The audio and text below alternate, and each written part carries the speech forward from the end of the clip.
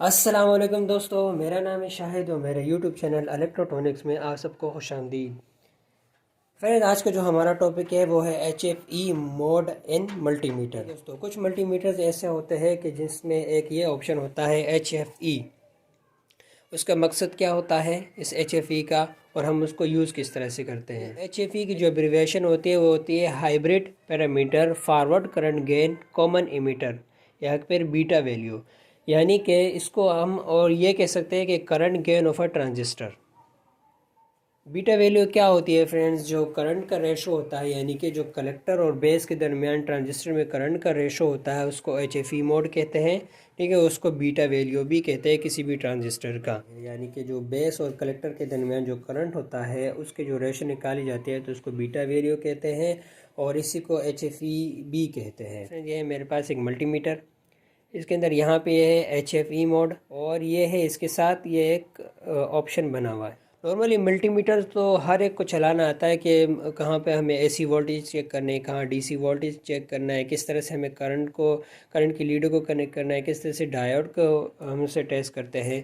ठीक है दोस्तों, मल्टीमीटर के बारे में हर एक को पता होता है। अगर आप लोग चाहते हैं कि मैं मल्टीमीटर पर भी कोई एक वीडियो बनाऊं प्रॉपर, जिसमें कि मैं हर चीज़ के बारे में एक्सप्लेन करूं और चेक करके बताऊं आपको कि किस तरह से वोल्टेज चेक होते हैं, किस तरह से करंट चेक होता है, और किस तरह से इससे हम डायोड चेक करते हैं, किस तरह से रेजिस्टेंस को चेक करते हैं, तो मैं इंशाल्लाह वीडियो ज़रूर बना दूंगा अगर आप लोग कमेंट में बताएंगे मुझे। तो फ्रेंड्स, बेसिकली ये जो पॉइंट है ये HFE के लिए होता है। हमें सबसे पहले मल्टीमीटर को HFE मोड पे सेलेक्ट करना है। सेलेक्ट कर दिया HFE पे करना है, और उसके बाद ये वाला ऑप्शन अलाइव हो जाएगा, और इसमें हम मुख्तलिफ ट्रांजिस्टर लगाएंगे और उससे हम चेक करेंगे।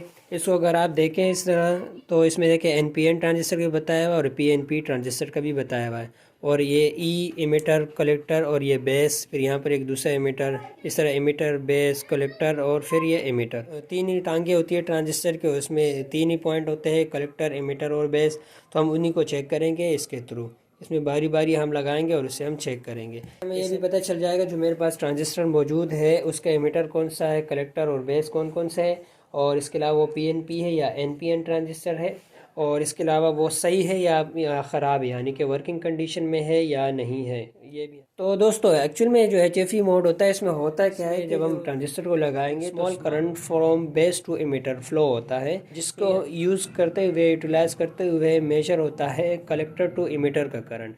यानी कि मेरे पास एक ट्रांजिस्टर है BC547। हम इस ट्रांजिस्टर को सबसे पहले चेक करेंगे कि ये कौन सा ट्रांजिस्टर है, इसके बेस कलेक्टर और इमीटर कौन से हैं टर्मिनल, और ये PNP ट्रांजिस्टर है या NPN ट्रांजिस्टर है। तो चले स्टार्ट करते हैं।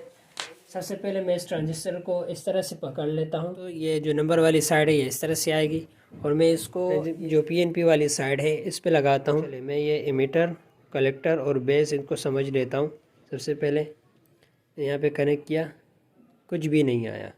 ये दोस्तों, अब मैं इन्हीं को आगे लेकर जाता हूँ आखिरी लास्ट वाले पॉइंट तक, इसे लगा देता हूँ, तब भी कुछ नहीं आया। अब मैं ट्रांजिस्टर को पलट के लगा देता हूँ। ठीक है, नंबर वाली साइड देखें, नंबर वाली साइड इस तरफ कर देता हूँ। इसको मैं बिल्कुल सेम उसी तरह दोबारा से वही प्रोसेस करेंगे। लगा दिया, कोई भी वैल्यू नहीं आई। इस तरह से फिर मैंने और आगे कर दिया इसको,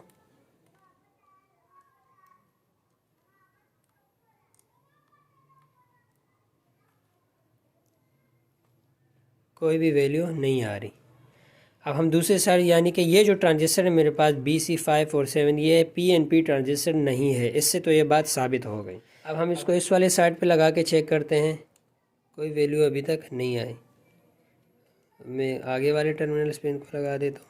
देखिए दोस्तों, देखिए फ्रेंड्स, जब मैंने ट्रांजिस्टर इस तरह से लगा दिया यहाँ पे, तो इसकी वैल्यू मेरे पास आ गई यहाँ पे 312। इसी हम डेटा शीट के मुताबिक जो BC547 ट्रांजिस्टर है, इसकी मैक्सिमम वैल्यू है, जो बीटा वैल्यू है इसकी, वो 800 की वैल्यू है, यानी कि वो 800 तक मैक्सिमम आनी चाहिए, यानी कि इस 800 से नीचे होनी चाहिए इस ट्रांजिस्टर की वैल्यू।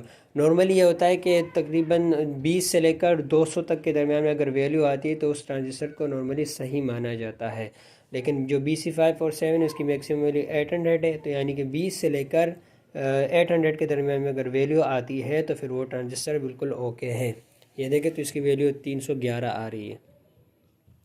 और अब हम अगर इसके इमीटर और बेस और कलेक्टर की बात करें तो देखें ये है इमीटर, दूसरे नंबर वाले पॉइंट है बेस और तीसरे नंबर वाले पॉइंट है इसके कलेक्टर। तो अगर मैं इस ट्रांजिस्टर को इस तरह से पकड़ता हूँ तो ये इमीटर, ये बेस और ये है कलेक्टर।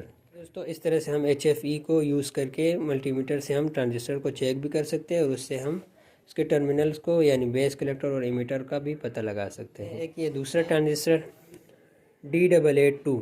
तो चले अब हम इसको भी सेम उसी तरह से चेक करते हैं। मैं इसको लगाता हूँ अभी अब की बार PNP में। जैसे मैंने NPN वाले सेक्शन में इसको लगाया, इसने डायरेक्ट वैल्यू शो कर दिया, यानी कि इस ट्रांजिस्टर को मैंने बिल्कुल सही लगा दिया है पहले ही बारी में। मुझे पता चल चुका है कि इसके बेस ये है पहले वाले पॉइंट, दूसरा वाला पॉइंट है इसका कलेक्टर और तीसरा पॉइंट है इसका इमीटर, और ये NPN ट्रांजिस्टर है। अब हम इस ट्रांजिस्टर को भी चेक करते हैं। मैंने सबसे पहले पॉइंट पे लगा दिया इमीटर, कलेक्टर, बेस पे लगाया, लेकिन यहाँ पे कोई वैल्यू शो नहीं हो रही। अब मैं इसको चेंज करूँगा। ये फ्रेंड्स इसकी वैल्यू शो हो गई मेरे पास। देखिए मैंने इसको इस तरह से लगाया, नंबर वाली साइड ये है, दूसरी कर्व वाली साइड वो है, और ये पहला पॉइंट इसका इमीटर, दूसरा बेस और तीसरा कलेक्टर। तो इससे हमें पता चलता है कि बेस, कलेक्टर और इमीटर कौन कौन से है और ट्रांजिस्टर कौन सा NPN ट्रांजिस्टर है या फिर PNP ट्रांजिस्टर। आज के लिए बस इतना ही। आई होप आपको समझ आ चुका होगा। तो लाइक करें, शेयर करें, सब्सक्राइब करें। अल्लाह हाफिज़।